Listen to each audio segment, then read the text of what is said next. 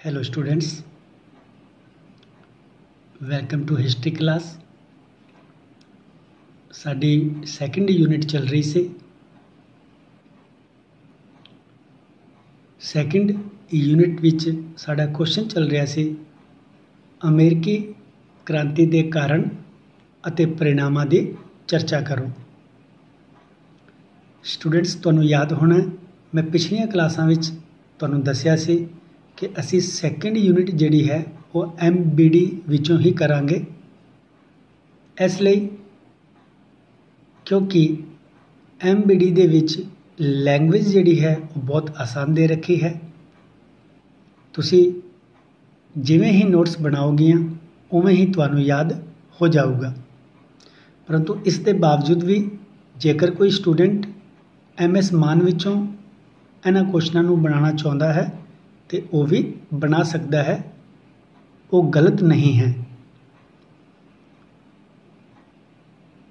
शुरू करते हैं अज की क्लास। अमेरिकी क्रांति के प्रभावों की असी चर्चा कर रहे सी। पिछली क्लास विच असी इस क्रांति के अमेरिका ते पैण वाले प्रभावों की चर्चा की। अज असी अमेरिकी क्रांति के इंग्लैंड अते होर देशों ते पैण वाले प्रभावों की चर्चा करांगे। शुरू करते हैं क्रांति के इंग्लैंड के प्रभाव। इस विच असी कई पॉइंट बनावांगे। पहला पॉइंट साडा बनूगा इंग्लैंड के मान सम्मान नूं धक्का। अमेरिका की क्रांति के दौरान इंग्लैंड की हार नाल उसके सम्मान नूं बहुत धक्का लगा। इस तो पहला उसनूं विश्व का एक महान राजनीतिक अते सैनिक देश मन्निया जाता सी। अमेरिकी बस्तियां दे नाल होए युद्ध विच वो बुरी तरह पराजित होया अते मजबूर होके अमेरिका दी 13 बस्तियां नूं स्वतंत्र करना पिया। इस तो अलावा उसके हाथ तो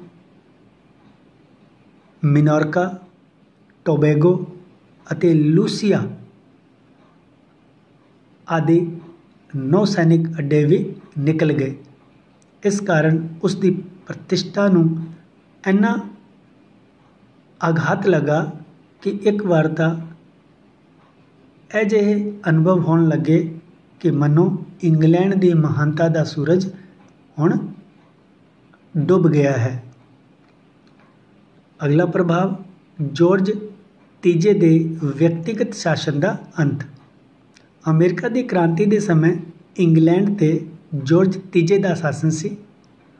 उसने 1760 ईस्वी तो व्यक्तिगत शासन स्थापित किया होया सी। वो इन्ना स्वेच्छाचारी सी कि अपनी इच्छा तो किसी नूं भी कोई भी अहुदा दे दिंदा सी अते जदों चाहता उसनूं अहुदे तो हटा दिंदा सी। अमेरिका की क्रांति के दौरान इंग्लैंड की हार का कारण लोग जॉर्ज तीजे के शासन नूं मनदे सन। उस समय इंग्लैंड की संसद ने सम्राट की शक्तियां घट करने का प्रस्ताव पारित किया, परंतु दोबारा कैबिनेट व्यवस्था स्थापित कर दी। इस तरह जॉर्ज तीजे के व्यक्तिगत शासन का अंत कर दिया गया। अगला पॉइंट है इंग्लैंड के व्यापार विच गिरावट। अमेरिका की क्रांति का इंग्लैंड के व्यापार पर भी बहुत प्रभाव पिया। क्रांति तो पहला इंग्लैंड के कारखानों अते मिलों के लिए कच्चे माल की पूर्ति अमेरिका तो होंदी सी। इन्हां कारखानों विच तैयार की गई वस्तुआं दोबारा अमेरिका की मंडियां विच भेज दी जांदियां सन। इस तो अलावा यूरोप के होर देशों के नाल भी इंग्लैंड का व्यापार होंदा सी। हुण अमेरिका ने यानी क्रांति तो बाद अमेरिका ने यूरोप के देशों के नाल व्यापारिक संबंध स्थापित कर लए सन। इन्हां संबंधों के कारण वो इन्हां देशों के नाल सीधा आयात निर्यात करन लग पिया।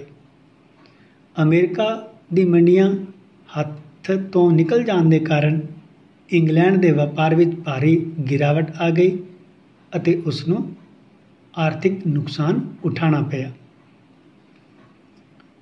ਨੈਕਸਟ ਪ੍ਰਭਾਵ ਹੈ ਨਵੀਂ ਬਸਤੀਆਂ ਨੂੰ ਵਸਾਉਣਾ। ਅਮਰੀਕਾ ਦੇ 13 ਬਸਤੀਆਂ ਹੱਥੋਂ ਨਿਕਲ ਜਾਣ ਦੇ ਕਾਰਨ ਇੰਗਲੈਂਡ ਨੇ ਨਵੀਂ ਬਸਤੀਆਂ ਦੀ ਖੋਜ ਸ਼ੁਰੂ ਕੀਤੀ।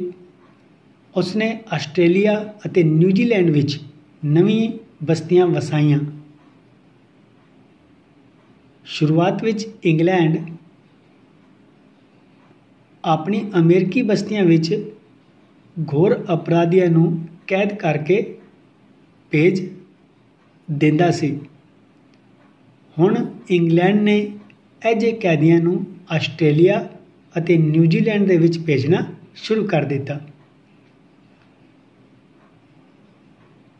ਅਗਲਾ परिणाम है ईस्ट इंडिया कंपनी ते सरकारी नियंत्रण।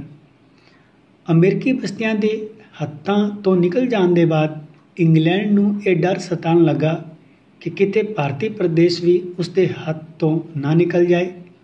उस समय ईस्ट इंडिया कंपनी ने भारत विच बहुत से प्रदेशों ते कब्जा कर लिया सी। उसनूं भारतीय व्यापार तो बहुत लाभ भी हो रहा सी।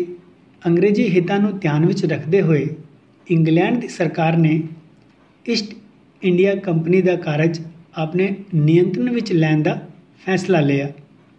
इस उद्देश्य नाल इंग्लैंड की सरकार ने 1784 ईस्वी विच पिट्स इंडिया एक्ट पास किया अते इस नूं नियंत्रण विच रखण दे लई बोर्ड ऑफ कंट्रोल की स्थापना की।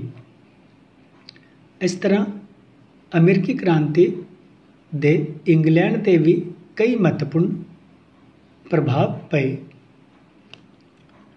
साडा अगला मेन टॉपिक है अज दी क्लास का होर देशां ते प्रभाव। अमेरिका की क्रांति के प्रभाव अमेरिका अते इंग्लैंड तो अलावा होर देशां ते भी पए, जिन्हां विच पहला है फ्रांस ते प्रभाव। फ्रांस का इंग्लैंड के नाल 7 साला युद्ध होया सी, जिस विच फ्रांस की हार हुई सी। इस हार का बदला लैण दे लई फ्रांस किसी उचित मौके की तलाश विच सी। उसनूं यह मौका अमेरिकी बस्तियां दे इंग्लैंड के विरुद्ध युद्ध के समय मिलिया। फ्रांस की सहायता नाल अमेरिकी बस्तियां युद्ध विच जित प्राप्त करने विच सफल रहियां। इंग्लैंड की हार नाल फ्रांस का खोया होया सम्मान कुछ सीमा तक वापस आ गया। अमेरिका की क्रांति 1799 ईस्वी की फ्रांसीसी क्रांति का कारण भी बनी, क्योंकि इस युद्ध विच फ्रांस की बहुत रकम या बहुत भारी रकम खर्च हो गई सी अते वो दिवालिया होने के कगार ते खड़ा सी। उसकी विगड़ती हुई आर्थिक हालत ही 1799 ईस्वी की फ्रांसी का तत्कालीन कारण सिद्ध हुई सी। अगला पॉइंट है स्पेन ते प्रभाव। स्पेन ते भी अमेरिकी क्रांति के कई प्रभाव पे। फ्रांस की तरह स्पेन नूं भी 7 साला युद्ध के बाद अपने कई प्रदेशों तो हथ धोने पे सन अते इन्हां प्रदेशों नूं इंग्लैंड नूं देना पिया सी। अमेरिकी बस्तियां अते इंग्लैंड के युद्ध के समय स्पेन ने बस्तियां का साथ दिता सी। जदों इंग्लैंड पराजित होया ते स्पेन नूं मिनोरका अते फ्लोरिडा के प्रदेश वापस मिल गए। इस क्रांति नाल स्पेन नूं हानि भी हुई सी। इस क्रांति तो प्रेरित होकर दक्षिण अमेरिका विच स्थित स्पेन की बस्तियां ने स्वतंत्रता के लिए संघर्ष शुरू कर दिता सी अते ये सारे प्रदेश स्पेन के हथों निकल गए सन। अगला पॉइंट साडा है आयरलैंड के प्रभाव। आयरलैंड भी अमेरिकी क्रांति के प्रभावों तो नहीं बच सकिया। उस समय आयरलैंड ते भी इंग्लैंड का प्रभाव स्थापित सी। उत्थों के निवासी भी इंग्लैंड के प्रभाव तो असंतुष्ट सन, क्योंकि इंग्लैंड की सरकार ने आयरलैंड के व्यापार अते उद्योगों ते कई तरह दीयां अनुचित रोकां लाइयां हुई सन। अमेरिकी क्रांति तो प्रेरित होकर आयरलैंड के लोगों ने अपनी स्वतंत्रता के लिए एक जोरदार संघर्ष शुरू किया।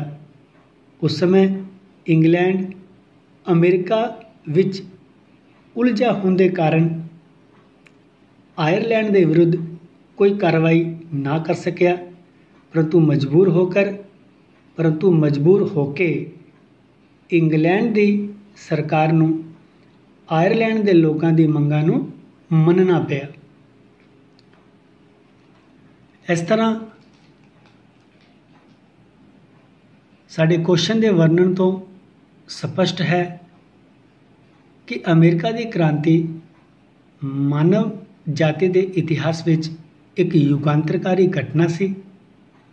इस क्रांति ने होर देशों विच भी राष्ट्रीय भावना नूं जगाया। सब तो पहला अमेरिका विच जद्दी राजतंत्र का अंत होया अते गणतंत्र की स्थापना हुई। अमेरिका विच ही सब तो पहला स्थाई शासन का ढंग अपनाया गया अते धर्म निरपेक्ष राज स्थापित किया गया। इस क्रांति तो प्रेरित होकर एशिया अते अफ्रीका के अनेक देश स्वतंत्र हो गए।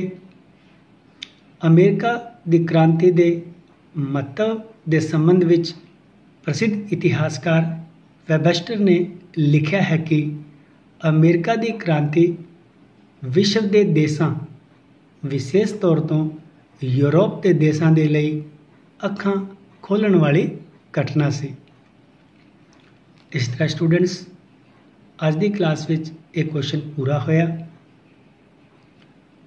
अगली क्लास विच असी नवे प्रश्न के नाल फिर मिलांगे। उदों तक के लिए बहुत बहुत धन्यवाद। नोट्स जरूर बनाते रहो।